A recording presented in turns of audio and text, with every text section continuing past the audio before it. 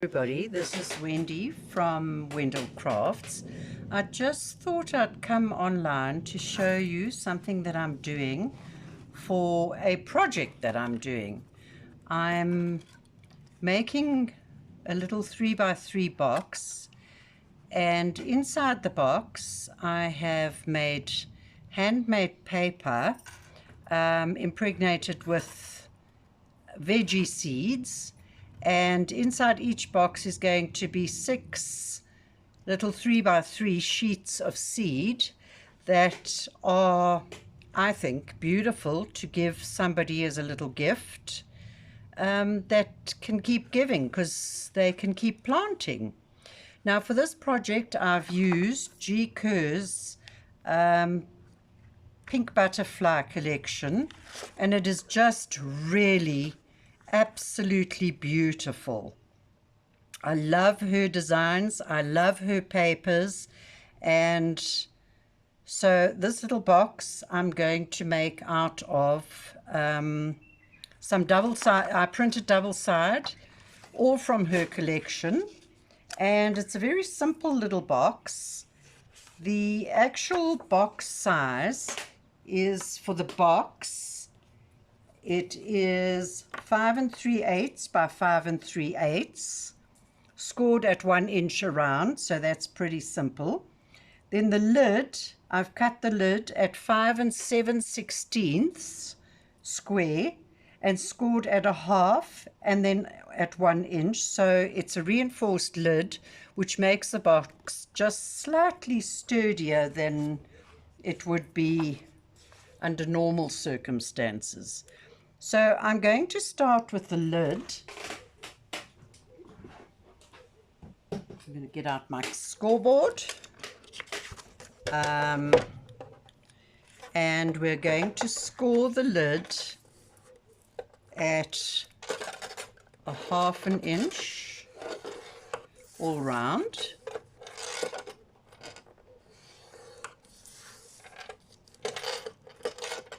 I will be doing a tutorial on my handmade paper that I impregnate with veggie seeds at a later stage, but in the meantime this is just the little box that I'm going to put them in. This is a lovely gift for a birthday or just because.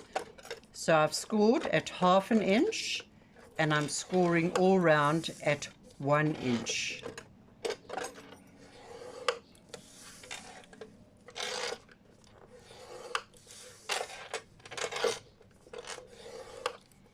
Right, so I'm going to start folding and burnishing. If I can find my score tool. Gone, missing my burnishing tool. Isn't it amazing when you need something you can never find it? There we go. There it is. Okay, so we're folding. This is going to be my lid, and I love these butterflies, so we're going to have the butterfly motifs on the outside, and then the actual box I'm making out of a piece of that. So the inside will be the butterflies and the outside will be the script print. Fold all your lines.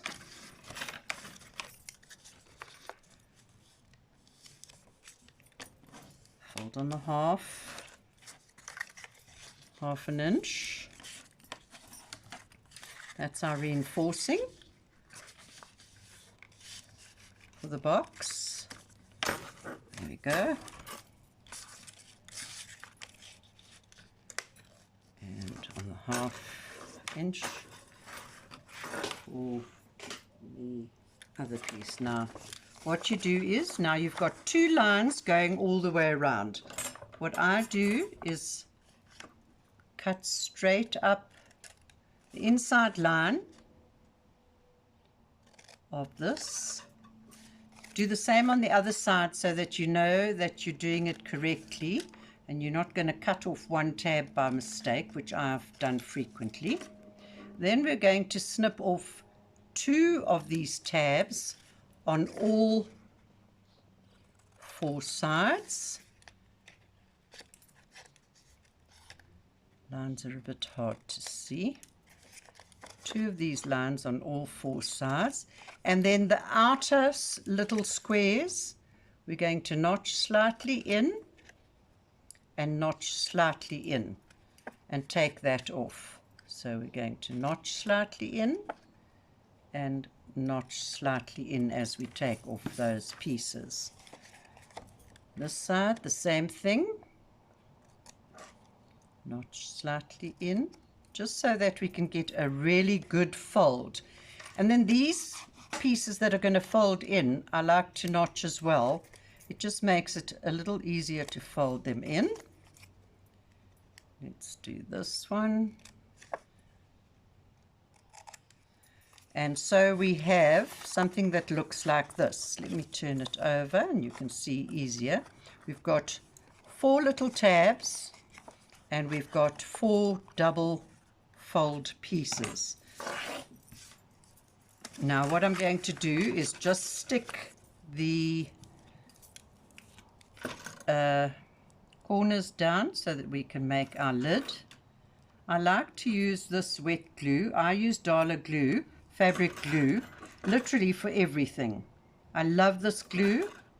It's my absolute go-to because you don't have to change glues when you're using fabric or you're doing a collage and you've got fabric and you've got paper and you've got all different bits and pieces.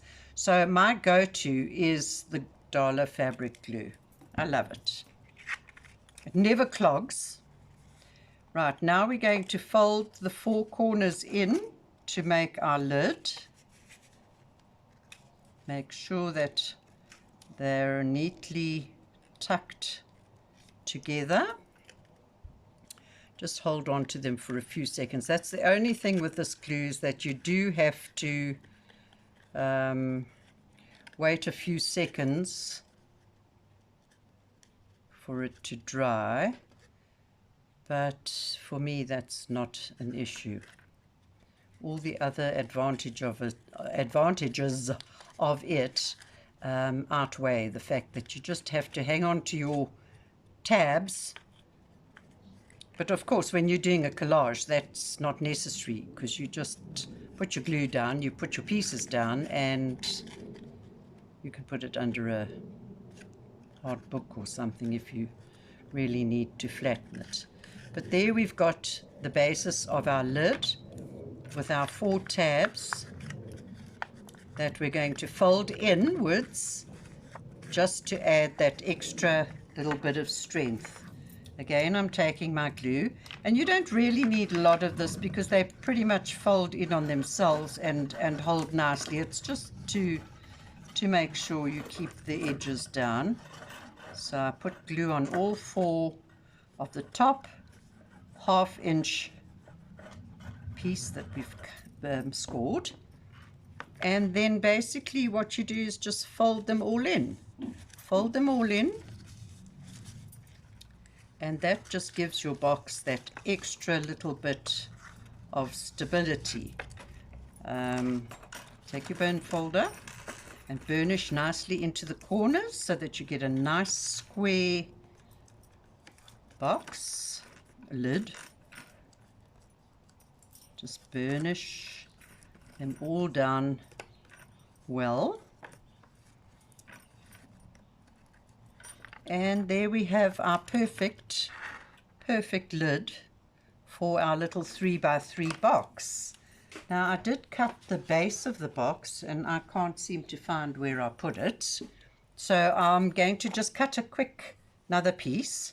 And as I've said, the measurements for the actual box is 5 3/8. So let me just cut this piece nice and squarely. 1, 2, 3/8, 5 3/8. There we go. 1, 2, 3, 5 3/8. I prefer to cut with my X-Acto knife because this means I don't have to be changing my blades every 5 minutes with my Fisker's cutter, which I love, but it becomes a little expensive when you're doing a lot of work. So we're just going to make this piece square, 5 3/8. Make sure you get it exactly square, 5 3/8. There we go. And just by the way, all these little pieces I have a container that I put them into, and I put water into the container. I'll show you. There it is. I put water into the container, and that's what I make my scrap paper with. Oh dear. Now we've just got water all over the show.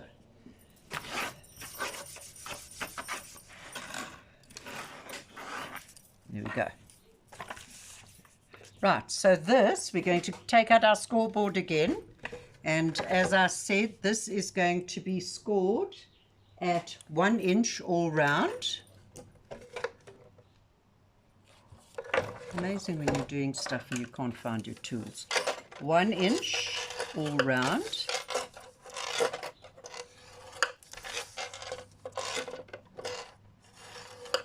This is a very simple little 3x3 box, but it's extremely versatile for all sorts of little gifts and things.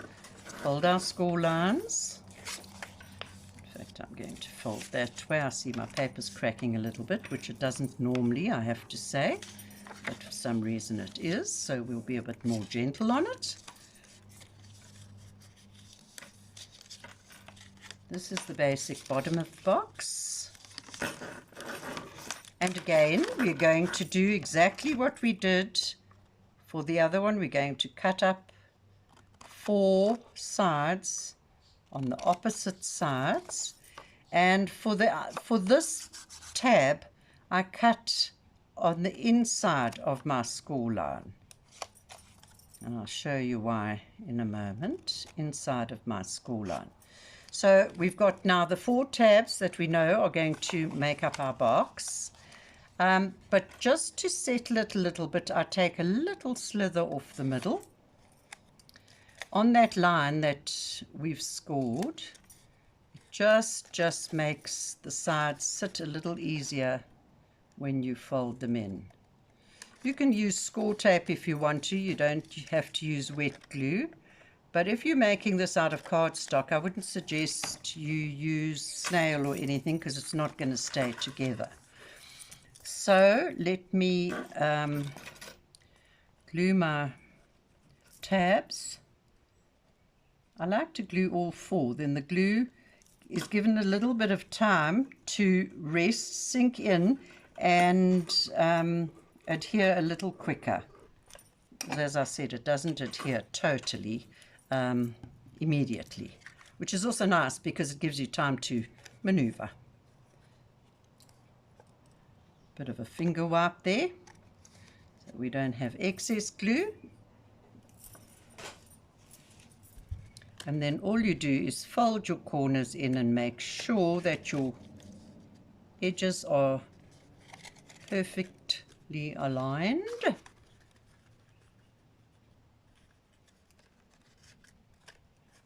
Two corners. Third. And the 4th. Just make sure you watch each corner and don't let the glue slip. And there we have, I'll just burnish those down also into neat corners so our glue adheres properly. And there we have the base of our box.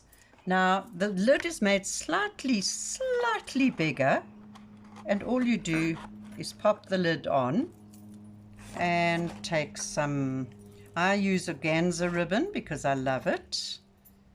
Let me take a piece that I've, okay, so we will, I don't know where all my organza bits are, but I'll take a piece of organza ribbon, I wrap it round Make sure you have enough on either side to tie your little bow.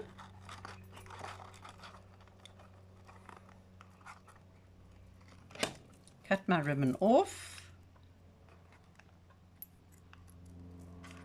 Up with the blunt scissors and burn your ends so that they don't fray.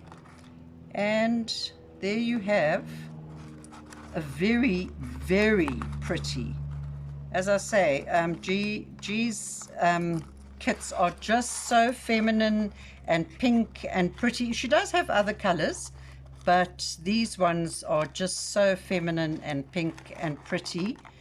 And there we have our little box, which is going to contain our handmade paper with the seeds in. I'll just quickly go and get a piece of the paper. Mine is still drying outside, but just give me a minute and I'll go and get a piece and I'll show you.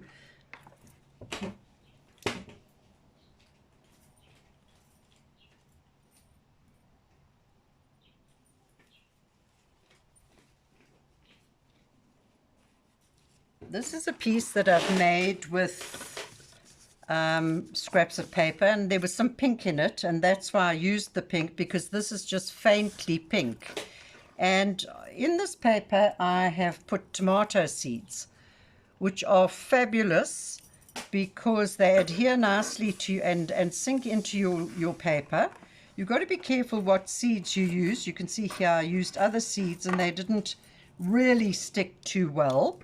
So use seeds that you know are going to stick. And then all I'm going to do is tear my paper into 3 by 3 squares. I'll just mark a 3 by 3 square. There we go. And we can just tear it down. And we mark it to 3 by 3 this way. And they don't have to be perfect because after all they're going into the ground. These two might not be 3 by 3, but I'm just going to break them into 2 pieces. There we have them. And if we take our little box, you can put a little note in telling whoever's receiving this how they can plant them and what you're going to do with them. And there's a cute little gift. You can put something else in there if you want to, or just the little note telling them how to plant them. And there we go. And there we have our little precious gift of seeds. So that's all for today. Thanks for watching. This is Wendy from Wendell Crafts, and I hope you enjoyed this video and this idea. Thanks very much. Bye.